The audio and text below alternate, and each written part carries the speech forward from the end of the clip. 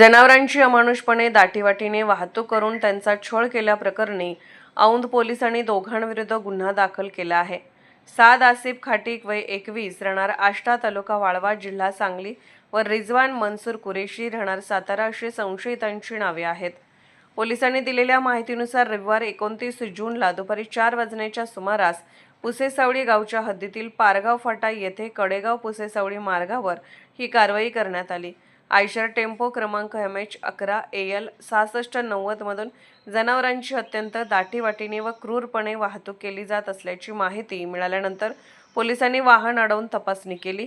तपासात जनावरांना चारा पाणी उपलब्ध नसणे, वाहनात स्वच्छतेचा अभाव, उपचारासाठी आवश्यक औषध नसणे तसेच संबंधित परवानगीशिवाय जनावरांची वाहतूक केली जात असल्याचे निदर्शनास आले। श्री शिवप्रतिष्ठान हिंदुस्थानचे धारकरी नितीन वीर, महेश सुतार, श्रीराम रत्नपारखी, गणेश देशवाने, अवधूत आमंदे, श्रीकांत जोशी, कोमल ननावरे, अमर कदम, राज सुतार, राज पिसे या सर्व धारकऱ्यांनी धाडस तत्परता दाखवत स्वतःच्या जीवाची पर्वा न करता ही जनावरे वाचवण्यात महत्त्वाची भूमिका बजावली। या प्रकरणी पोलीस कॉन्स्टेबल सचिन मोहन राऊत यांनी दिलेल्या फिर्यादीवरून साद आसिफ खाटीक वय 21 राहणार आष्टा तालुका वाळवा जिल्हा सांगली व रिजवान मनसूर कुरेशी राहणार सातारा यांच्याविरुद्ध औंध पोलीस ठाण्यात गुन्हा दाखल करण्यात आला आहे।